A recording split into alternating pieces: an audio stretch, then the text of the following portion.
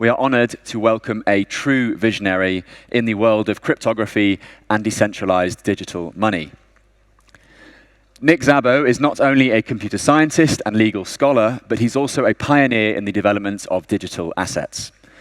Many of you will know Nick as the mind behind BitGold, a precursor to Bitcoin that laid the groundwork for the concept of decentralized, trustless digital currency. His ideas have been instrumental in shaping the way we think about money and value in a digital age. Beyond BitGold, Nick also introduced the concept of smart contracts, a revolutionary innovation that allows digital agreements to be self-executing without the need for intermediaries. Today, Nick will share his insights in a session titled Bitcoin Thoughts. I'll be honest, I don't really know much more about the presentation than the title today. However, I can guarantee that it is well worth listening to. It's fantastic to see this room filling up for Nick this morning, and I want you all to join me in welcoming legendary cryptographer Nick Szabo to the stage today.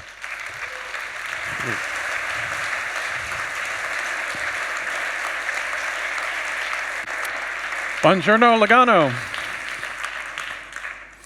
So I'm going to cover, as I often do in these conferences, usually people talk about the current state of the market, the current state of technology. I know back when I was coming up with the ideas of BitGold and smart contracts, I also had quite a bit of mind into history. And if I'd studied just the last 20, 30 years or since 1971, I never would have come up with smart contracts and BitGold because they're completely counter to the current paradigm, fiat paradigm of finance. But if you study the longer history, the broader history, that's actually what inspired me to come up with those ideas. So I'm gonna talk about a very long-term history, and in this one I'm going to cover in particular a topic that's pretty unfamiliar to most people, and that's the monetary history of China. It has a lot of great lessons for money that people just don't hear about very often. So I'm going to talk about that today, and some other broader context and Bitcoin as well. Okay, so let's start with our current historical predicament. The financial world is in the late stages of two radical experiments, fiat currency and digital centralization. So I'm going to provide the broad context for this later and point out why what the financial system does today is so radical and so weird and so really untested in a historical sense compared to the thousands of years of history before, which was very different. So the current radical experiments are fiat currency and digital centralization. And these, pure fiat currency, for example, has really only been going on since about in the early 1970s. And then you have 6,000 years before that, where that was not the system. Trust minimized, globally seamless money was the system for 6,000 years before that. So, and that's created risks of historical proportions. We don't know how big the risks are we're doing. And by the way, I talk radical experiment. If you turn into CNBC or Bloomberg or stuff, this is just the conventional wisdom. They're swimming in the goldfish bowl of the current system. They have no idea about this history. So we have risks of potentially huge risks being run with the vast debts we're running up and the other weird things we're doing with the financial system. And in particular, I'll talk about the big global debt bubble we're running up that's very unprecedented in history. So central banks have blown up this huge global debt bubble, making our economy careen between what I call the monster of inflation on one side, which we've witnessed some of that recently. We're probably going to witness some more before it's over. And the whirlpool of default, on the other hand, where if you don't keep inflating the bubble, then some people don't have the money to pay back. You have to keep printing more money so that the previous people who borrowed money can pay back their money. And this whole Ponzi scheme has to keep going and has to keep going and going and going. And so you either get inflation or you get a massive default. The Great Depression and the financial crisis, to a lesser extent the financial crisis of 2009, are examples of defaults causing problems in the economy. The recent inflation we've had, the inflation of the 1970s, the Weimar hyperinflations, the hyperinflations we had in Argentina and Venezuela and a lot of other places are examples of going too far in the other direction. And if you're a central bank, you have to steer this middle and try to stay there.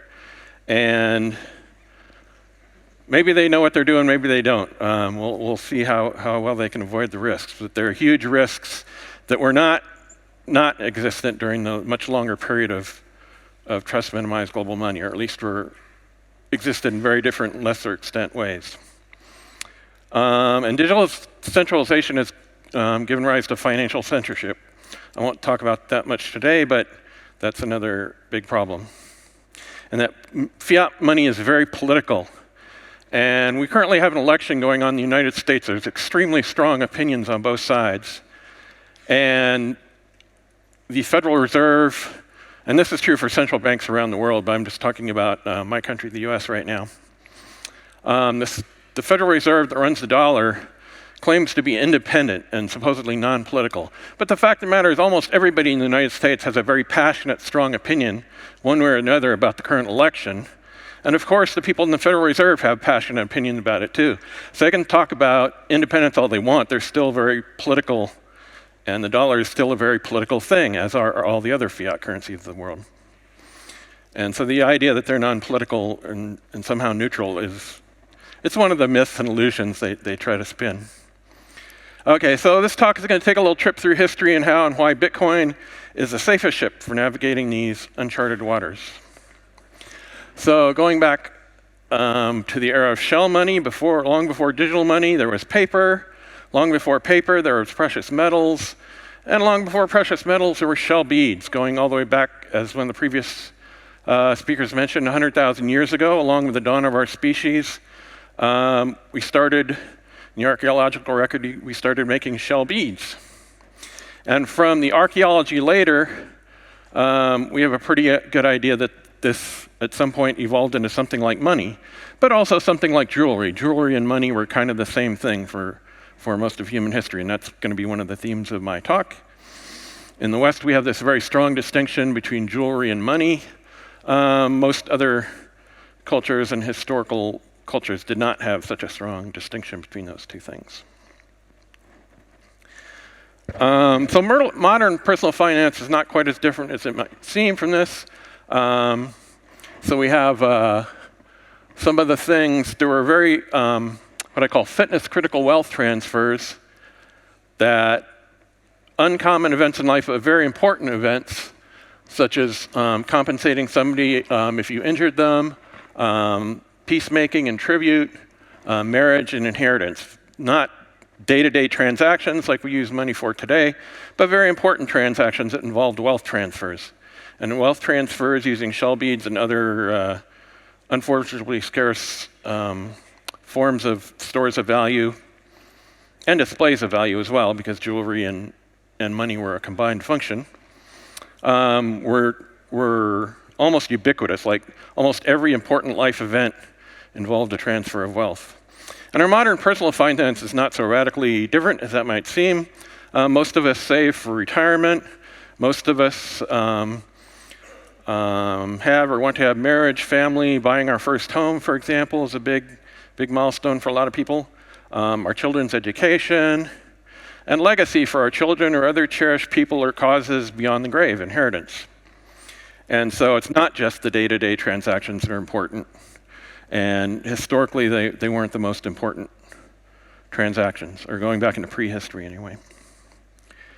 Okay, so economists tend to forget these basic parts because modern economists are very oriented on the market and the buying and selling of goods and services every day. But these are more important, less common parts of the human life cycle. I mean, if you have a good financial advisor, they know about these things, but economists tend to forget them. These basic parts of the human life cycle that don't change all that much from prehistory to now. even as human institutions and forms of wealth change. So for a store of value to function, liquid markets, for example, are helpful but not necessary. For most of the history of store of value, liquid markets did not exist.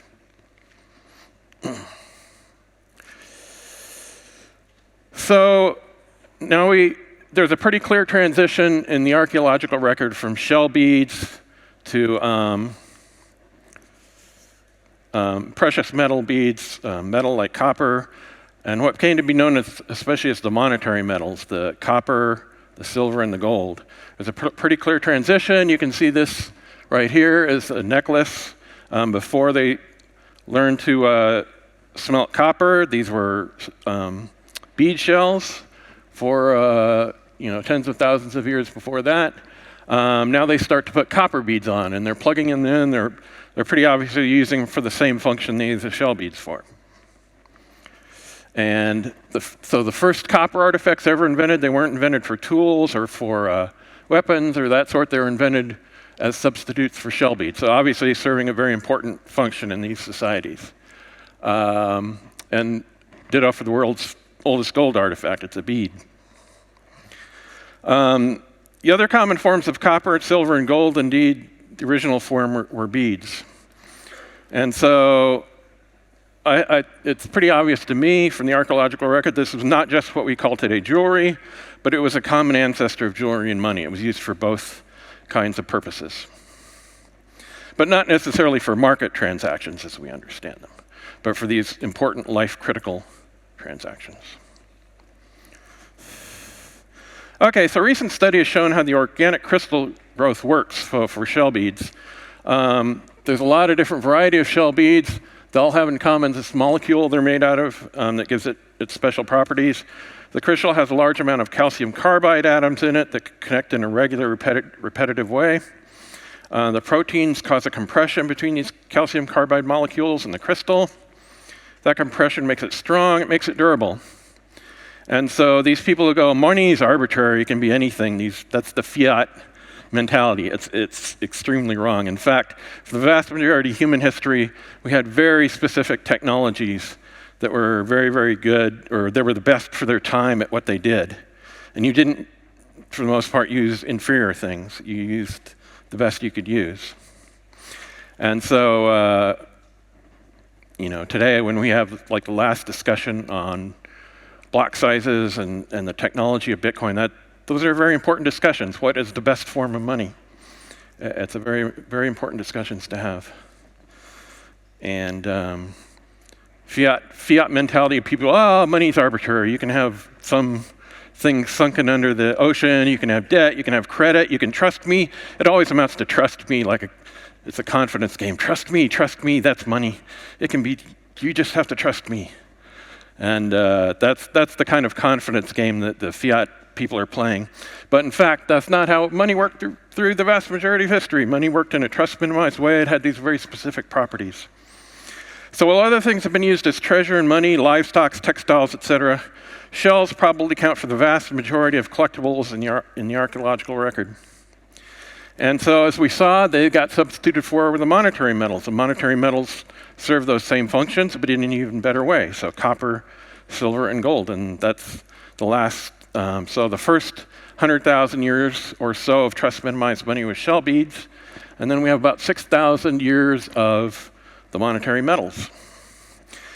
So coins were traditionally made out of copper, gold, and silver. Coins did not appear until about the middle of the history of the monetary metals. And they sit on top of each other in the periodic table. It's no coincidence. They have the same kinds of outer shell of electrons. They have very similar chemical properties and material properties and thermal properties.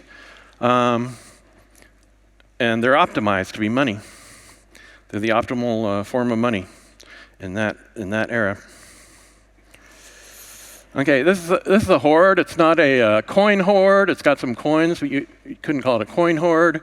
It's got some jewelry. Wouldn't call it a jewelry hoard. It's got some ingots. It's a silver hoard. It's all silver.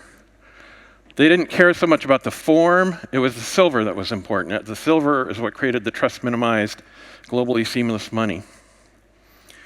So every one of these diverse objects is made of silver.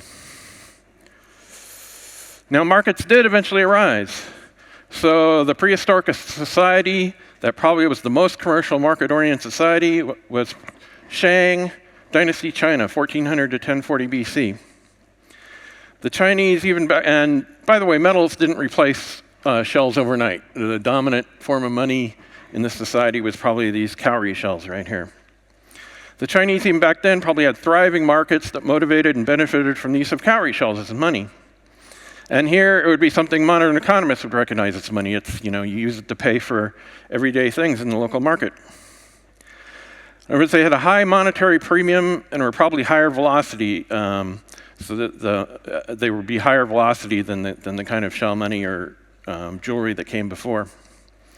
Relatively frequently spent from one hand to another, used for more lower value transactions, not just the life-critical transactions. So how can we be confident that they used cowries as money besides the widespread finds of, oh, by the way, interesting point. These came from the Red Sea, way over near Egypt. They came all the way across the Silk Road.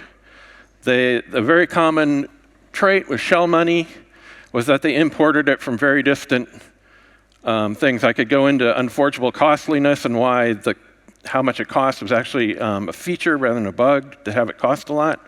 I've done that in other presentations, but it's just an interesting thing that the archaeologists find, that these collectibles, this jewelry, and this money often came from very, very long distances away. In this case, all the way across Eurasia. Anyway, how can we be confident they used it as money? Besides the fact that they brought it all this way, so it's obviously very important to them, and there's a lot of it, and it was very costly, so it must have been very important to them. Must have been of great economic benefit to them. These are some forms of ancient Chinese writing written on the back of turtle shells. These are some of the Chinese written words that include a symbol for cowrie. So we have the word for buy, purchase, has a cowrie shell in there. A net over a cowrie means, put a net over a cowrie shell to obtain the money. The word for greedy, a talking mouth and a cowrie. And the word for now. So I want this money now. Word for greedy. Rule, regulation, a law, a cowrie next to a knife. So that probably, there were a lot of monetary penalties in law, so I might be referring to that. I'm a thief, a cowrie, a weapon, and armor. So taking money by force, thievery. So all these Chinese words have cowrie shells in the symbolism. So that's one of the reasons we know that you were using it as money. Okay, so let's talk about authority resemblance a little bit. This is a good way to interpret the archaeological record. If you create a new technology in pursuit of a similar function, you're going to follow the form of older technology that serves that function in the form. So for example, Bitcoin is called Bitcoin because we use coins as money. We want to remind people that this is the form of money. This is the Gutenberg Bible. See, I can't tell which one is the printed one, which one's the handwritten one. One of these is the printed one, one's the handwritten one. But that's what Gutenberg wanted. He wanted you not to be able to tell. He wanted his Bible to look just like the authoritative Bible you're used to that was handwritten. And he wanted to print it so more people could read it. It says authority resemblance. Okay. So, because the Bible is an object of great authority in Christianity, so with great authority, you want your Bible to very closely resemble the one that came before. If it looks too different, it doesn't look authoritative enough. But this is observed all over where authority is important, and in money, authorities has often been pretty important. So, when some important function passes from one form to another, to protect authority, the old form, the new form, it first tries to replicate. So we can use the archaeological record to figure out similarities of function. So we know that if you substitute copper beads for shell beads, and they're on the same necklace, then very probably they were using for a very similar or same function as the shell beads that came before. Okay, so there's some suggestion of authority resemblance from cowrie beads to coins. And I'll get to that. Oh, this is the West. So coinage was invented independently in the East and the West. And this is about halfway through, in fact, a little more than halfway through the history of the monetary metals. For most of their history, monetary metals were not coined into coins. They were just put into very fungible kinds of jewelry like beads. And beads you would display. So when coins came, one of the things you could do with a coin is put it in your pocket and not display it, hide it instead. And so you can imagine there's different constraints, social constraints on, do you want to brag about your money, show it to the world, wear it on your neck, or do you want to hide it in your pocket because there's thieves and other miscreants around that want it? So the invention of coinage comes a little more than halfway through the history of monetary metals. And there's some, so there's authority resemblance here. There's some suggestion in the West. The earliest coins kind of look a little bit like beads, but without the hole in them, and you put them in your pocket. They're beads you put in your pocket instead of wearing, displaying, and bragging to the world that you have them. But then pretty quickly, coins evolved to look like something different. And so in the West, we created a very strong distinction between money on the one hand, coins, and jewelry on the other hand. But that didn't happen quite the same way in the East. They also had a transition that's a little bit more obvious. When they invented coins, they still had the hole in the middle. They were still beads, basically, but flat-shaped like coins as well. And the earliest ones, again, resemble cowrie shells. There's bronze cowrie shells. And that's another reason we know that cowrie shells were used as money, because when they went to metal money, that was their first form of metal money, was metal molded to be shaped like a cowrie shell. And then they, like in the West, they figured out that the flat form factor was better, but they kept the hole in the middle because they still wanted to string them like beads. And so here is up till modern times, a photograph from probably around the turn from the 19th to 20th century of a guy carrying a whole bunch of these, probably copper in this case, coins around. And unlike in the West, there wasn't at least such a strong distinction between money and jewelry. These coins that still have their bead-like qualities, still used often for decorative purposes and religious purposes. So some of the uses of coins in traditional Chinese culture were obviously normal payments. They're monetary use. They were used like money. Gifts. So there's a lot of gift giving in China of what we call money. So in the West, we consider giving money to be crass, or at least we used to. I don't know what the standard is today. But traditionally, if you gave money to somebody, that was kind of a thoughtless gift. You hadn't really put thought into what they really wanted, so you just give them money and they can get what they want. Kind of a lazy gift. But in China, it wasn't just money, it was decoration, and it was a very normal part of Chinese culture to give this money as gifts, and they would decorate it up in these kind of ways. So they turned it into decoration and ornament also, into jewelry, especially necklaces. Very widely used in Feng Shui, coins tied up in ribbons and coin swords. These are used in Feng Shui. And in religious, to pay the dead, to pay spirits. And again, you want your money to look really nice when you do that. So this is these are money trees, a type of holy tree that can bring money and fortune to the people, cast bronze money trees. A conspicuous feature of hand tombs in Sichuan. In Feng Shui, the coins are believed to be able, if properly placed, to attract wealth and prosperity and to ward off evil spirits, really negative energy, sha qi, bad energies, which I guess some people translate as evil spirits. Cash coins, as well as jade, are the basic tools used to adjust the yin and yang forces of a house. Proper Feng Shui, you can't just do it on the cheap. You have to do it with your store and display and medium of wealth exchange.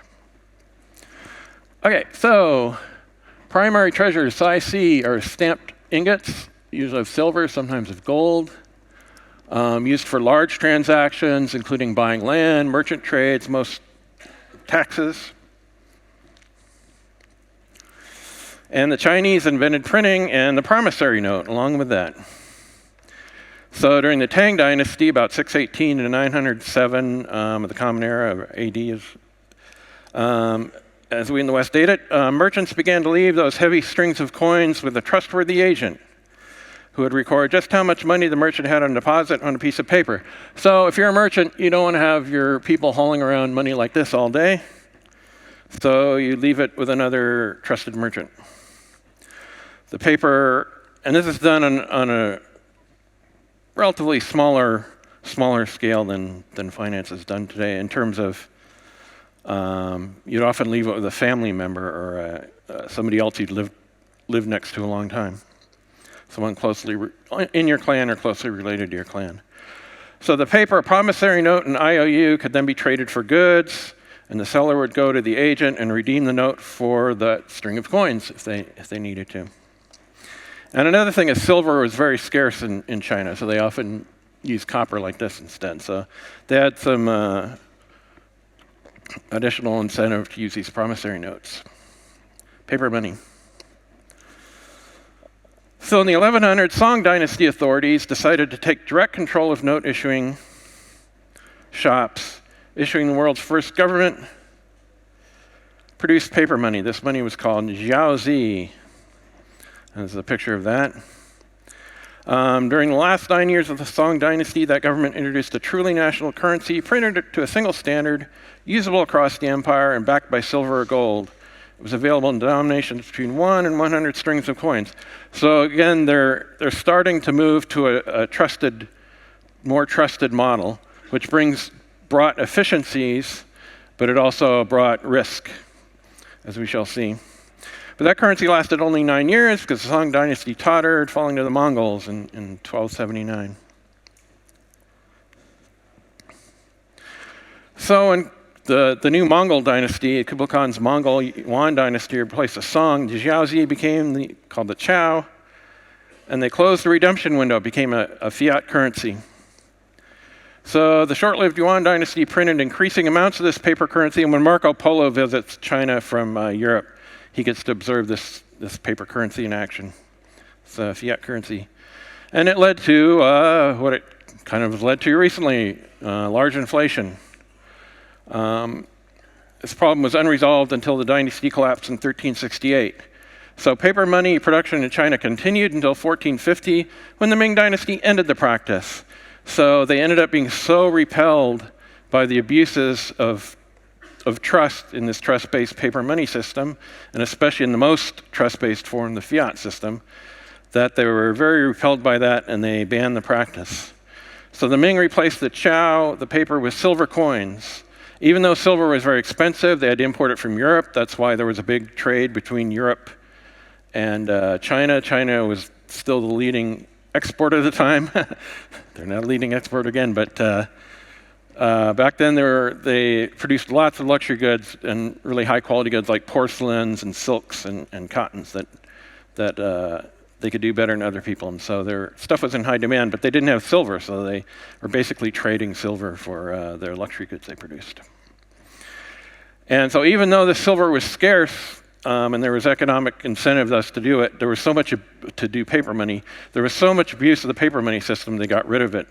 And it disappeared for about the next 400 years from China. They were so repelled by the abuses of this system that it just had a really awful memory of it, and they didn't happen for another 400 years. Under Western influence, they started printing paper money again in the 1890s. That was much later than under Western influence. So during the 1450 to 1890s, they went back to bare metal, although so for much of the Ming era, silver was the currency of choice, including both the Saizi ingots and the Spanish silver dollars, as well as the old copper strings of cash. And so when the Europeans explored and united the global economies, what formed the global trust minimized money was silver. And silver took these various forms. Ingots, Spanish silver dollars, lerins in the Indian Ocean, which weren't coins at all. Different way of validating them. Saizi ingots in China. But it's all one global trust minimized currency, just in different local forms.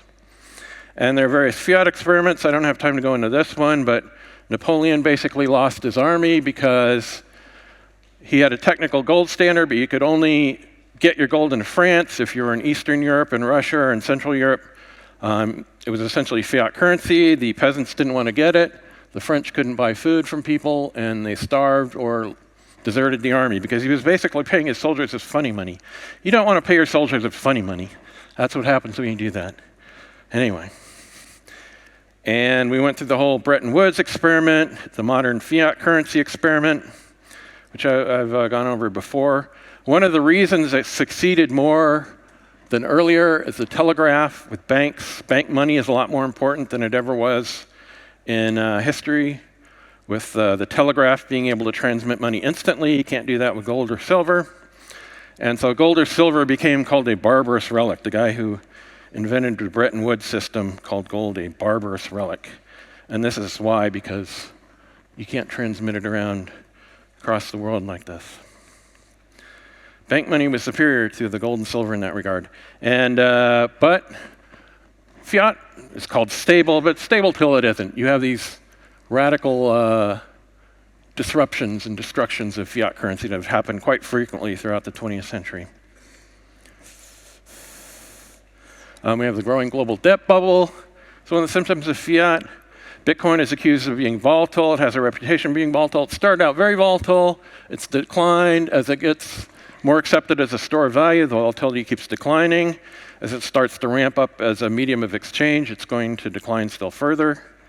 This is an example of an actual stable form of money, the golden denarius, that only lost in value.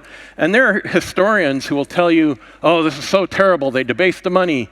They lost 30% of the value over 350 years. And there, you can read historical accounts of people, that's terrible, that's an abuse of trust, you know. The US dollar, among the best of the fiat currencies, has lost 99.3% of its value in just 110 years. So you tell me which is the greater abuse of trust and which is the more volatile versus the less volatile currency.